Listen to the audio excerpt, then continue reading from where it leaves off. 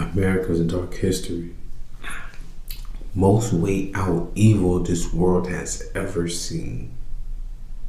Daniel 9 and 12 through 14, and I'm only going to read verse 12. And he hath confirmed his words, which he spake against us, and against our judges that judged us, by bringing upon us a great evil. For under the whole heaven have not been done as hath been done upon Jerusalem. And Jerusalem is another word for the nation of Israel. And there's no nation on the earth that has gone through what the so-called Negro, Latinos, and Native Americans have gone through concerning the transatlantic slave trade. Yes, slavery has been here since the inception of man, so has war. But what we have been through, no other nation has gone through. And I have a book here called Christopher Columbus and the African Holocaust, Slavery and the Rise of European Capitalism. Well, first and foremost, we're not Africans, we're Israelites. We're Shemitic, we're not Hamitic. Even the Bible dictionary tells you, if you look up the definition of the word Ham, it says he is progenitor of the Canaanites, the Libyans, the Hivites, the Egyptians, but not the Negroes. So that clearly tell you that, wait a minute, you just named all of these countries inside of Africa, but you said not the Negroes. So who are they? Well, we are the Hebrew Israelites.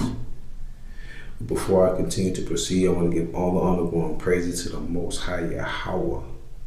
It is only begotten Son, YAHAWASHI, who the world ignorantly called Jesus. Double honors to my elders at Great Millstone, taught me this truth through the Spirit. Singing honors to the elect. Peace and blessings to the 1/3. And to the confusion of faces in the four corners of the earth. Shalom. I don't want to make this long, but I'm going to continue on. So, Daniel chapter 9, verse 12 through 14.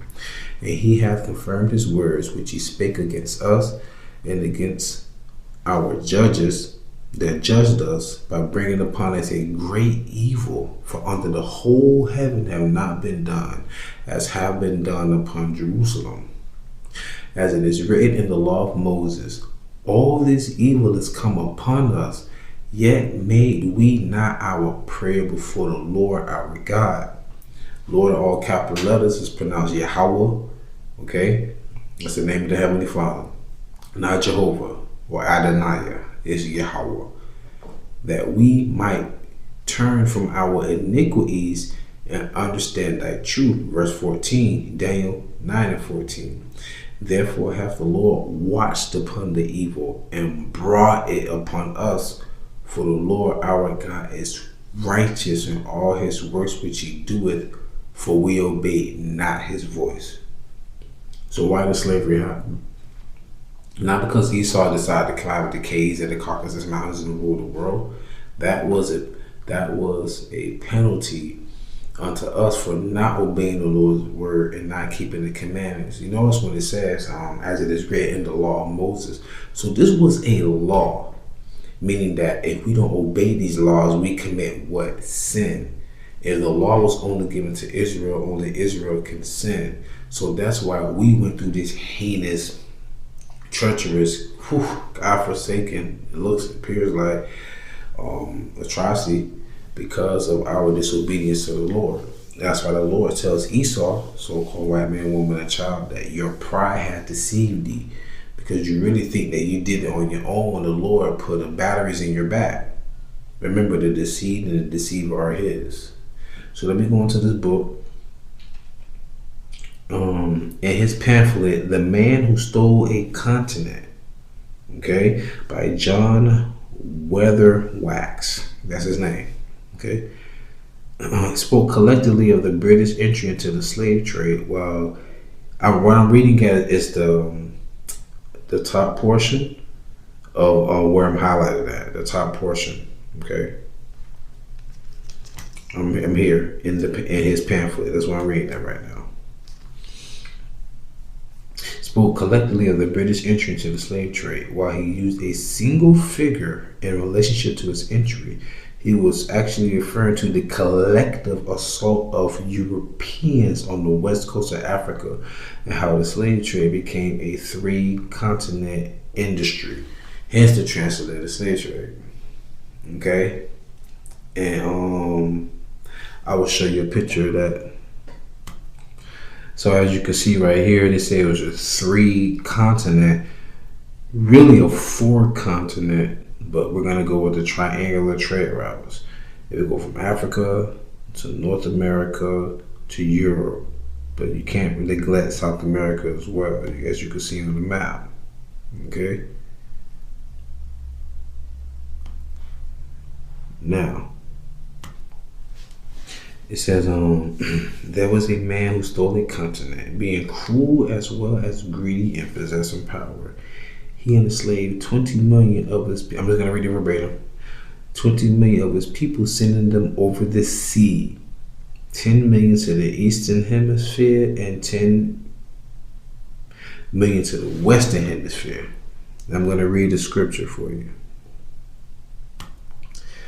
This is Deuteronomy chapter 28, verse 64. And the Lord shall scatter thee among all people from one end of the earth even unto the other. Let me do y'all some justice again. Okay? This is Deuteronomy chapter 28, verse 64 again. And the Lord shall scatter thee among all people from the one end of the earth even unto the other, and there thou shalt serve other gods, which neither thou nor thy fathers have known, even wood and stone. And among these nations shalt thou find no ease, neither shall the sole of thy foot have rest, but the Lord shall give thee there a trembling heart, your mind, and failing of eyes, and sorrow of mind. The key point is that in verse 64 where it says, and the Lord shall scatter thee among all people. And I'm showing you an image. This is people who say, oh, the Bible is real, whatever. This is secular history. Who in the world on God Green's earth went through what the so-called Negro Latinos and Native Americans went through? Even during the time we was still held as slaves, when they were bringing over those Edomite foreigners, those WAPs without papers. You had people coming over here from Ireland, Italy, Scotland, right? And they are working here as indentured service, meaning they're working off of debt. They will have children. Their children were not born into slavery. So-called Negroes primarily, if they had children, the United States government had it by law that their children, our children, was born into slavery. So the Edomites that came over here, they said they didn't have nothing. Yeah, you came with nothing. You worked off 7 years of your debt, and then, which go back to the Bible, and then they gave you money, weapons, and land. That's what they gave you. Hence the Homestead Act as well. That's really the 40 acres and a mule. So like I said, even when ESAU try to use that, oh, we came over here, we had nothing. Yeah, but after you was done being an indentured servant, not a slave, you was released, you were given freedom dues, you were given weapons, and you get also land and inclusion. So big difference there, okay? Major difference. Let's get back to the lesson. It says, in the process of capturing the 20 million people whom he sold 80 million other people. What? 80? Some during slave raids from when a village was raided, often the very young, the very old, and the sick were killed. True. Some from exposure, disease, and grief during shipment abroad, and some by suicide at the water's edge or in transit. The sale of 20 million human beings as slaves gave I don't know what to say, gave the man, let me see, I got my book right here, I'm tripping. What did it say right there? Forgive me, y'all. Bear it before moving. Gave the man hundreds of millions of treasure, but this was only the start of his enrichment. Notice it says he got hundreds of millions of treasure. I want to read a passage for you really quick. I'm going to the book of Amos. So by selling us, they got rich. Just keep that in your mind, y'all. They got rich by selling us, okay? This is Amos chapter 11, verse, I believe it to be 4.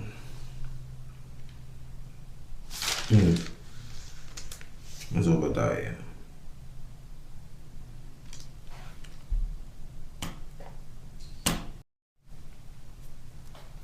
My apologies, it was Zechariah chapter 11, verse 4. Thus saith the Lord my God, feed the flock of the flock.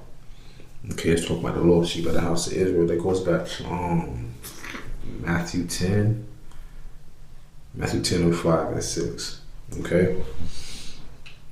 So Zechariah 11 and 5. I'm sorry, 11 and 4 again. Thus saith the Lord my God, feed the flock of the slaughter, whose possessors slay them and hold themselves not guilty. We know Esau tell you about the slavery here in America. Oh, get over it. It's in the past. But they celebrate 4th of July. They say don't forget about the Holocaust, right? Don't forget 9/11.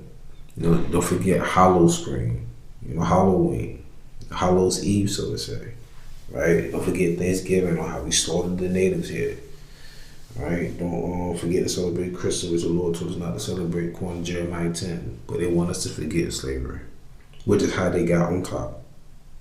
Right. Going back, Zechariah 11 and 5, who possessors slay them and hold themselves not guilty, and they that sell thee say, blessed be the Lord, for I am rich. And the own shepherds paid them not. That's the point I want to get at. They got rich. So let's go back to right here. It said the sale of 20 million human beings as slaves gave the man hundreds of millions of treasure. But that was only the start of his enrichment, only the start. Remember, Job 9:24, the earth was given to the hands of the wicked. Remember that, right? So, and remember they're supposed to forget about the past, right? This is Ecclesiastes chapter 3, verse 14 through 16. And it reads, I know that whatsoever God doeth, it shall be forever. Nothing can be put to it, nor anything taken from it. And God doeth it, that man should fear before him. That which have been is now, and that which to be hath already been, and God require that which is past. Yeah, forget how you feel, what you say. The Lord said he required what happened. Yeah, that's why you think there's so much perplexity and disarray throughout the whole world. And think about this, y'all, the so-called Negro Latinos and Native Americans. We do not rule the world. We ain't got no hand in it. But look at how the world is turning out. Whether you believe in the Bible or a higher power, it's called karma. The universe will correct itself. Just like if you hurt yourself accidentally, what's going to happen? Your body's going to naturally heal yourself. That's another part of the universe just correcting itself. Hell, if you like, how about this? The people that love you dearly, they're going to show you tough love and they're going to try and guide you in the right direction. But they'd rather show you that tough love and correction rather than a stranger or the world. That's the difference. Keep going. Ecclesiastes chapter 3, verse 15. That which has been is now, and that which is to be hath already been. And God required that which is past. And moreover, I saw under the sun the place of judgment, that wickedness was there, and the place of righteousness, that iniquity was there. So the Lord required the past, and he said judgment going to be held here on earth. Because it said, I saw under the sun. All you got to do is look up, go outside, look up at the sky during the daytime, and you'll see the sun. If you have to look up, that means you're under it. So if you're under it, that means judgment is where? Here on earth. For some apparent reason, I thought about that song, I see stars. But, we are stars in Sands of the Sea.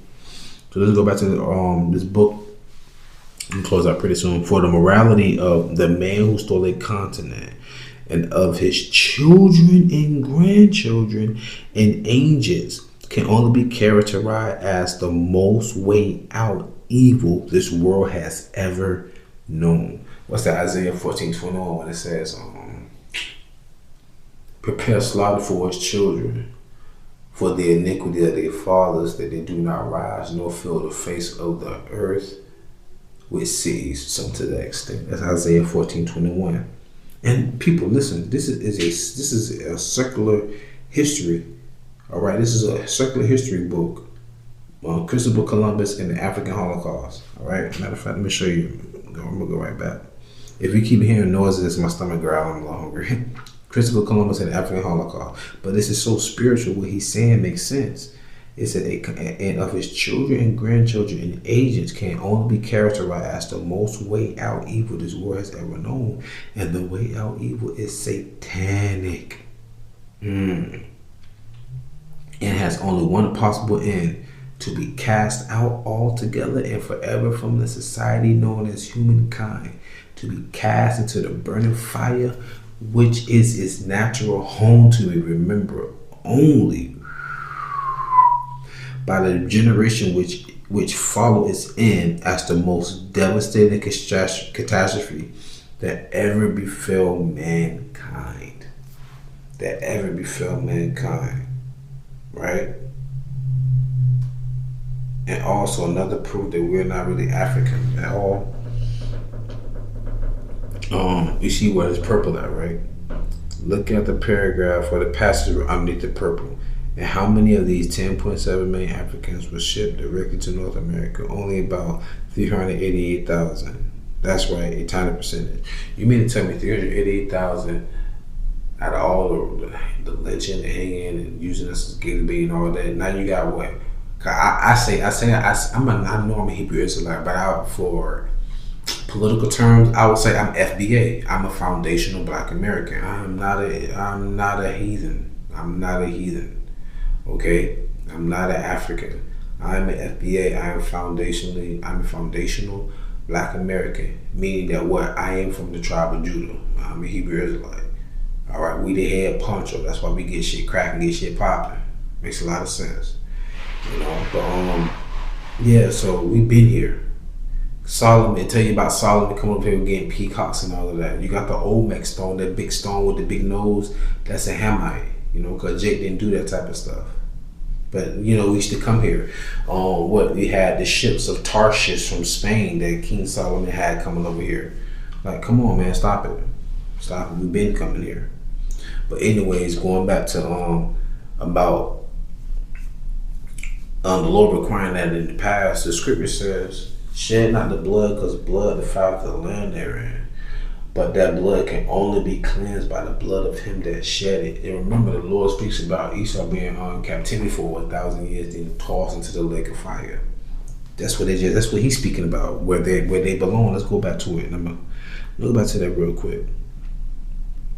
He said, and way out evil is forever from the society known as, it's satanic and has only one possible end: to be cast out altogether and forever from society known as mankind, to be cast into the burning fire, which is its natural home, to be remembered only. And that's Esau's end. To be tossed into the lake of fire after 1,000 years of being ruled under us. And I'm going to show you how the Lord, he judges not only individuals, but he judges nations too. Right? This is Acts chapter 7, verse 6 through 7. And God spake on this wise, that his seed should sojourn in a strange land, and that they should bring them into bondage and entreat them evil 400 years. That sounds familiar, right? People think it's talking about transatlantic slave trade. No, it's just talking about back in ancient Egypt, which really 430 years. And the nation to whom they shall be in bondage will I judge, said God. And after that shall they come forth and serve me in this place. Notice it say, in the nation to whom they shall be in bondage will I judge. It does not matter. It don't matter what you do. I'm sorry. If you were Edomite, it's over. Prime example. Think about in Egypt, ancient Egypt. The Lord killed all the firstborn of everyone. But does that mean that the parents of every firstborn was wicked towards Israel or treated the Israelites wrong? No, hell, you had an Israelite woman that had a child from an Egyptian man. So, I mean, we didn't mingle and everything, but nonetheless, not every Egyptian, I would say, was, ill towards us, but the Lord did what he wanted to, which was show forth his strength. So, I don't care how many cool Edomite friends you got or whatever the case may be, at the end of the day, they go into captivity too. Because when you read the Bible, when you read about Zechariah, Isaiah, Nahum, all that, every time they was writing these words, these spiritual revelations, they was in captivity. He was always in captivity. He was going through something, some kind of tribulations or something. All right, so remember that, you know.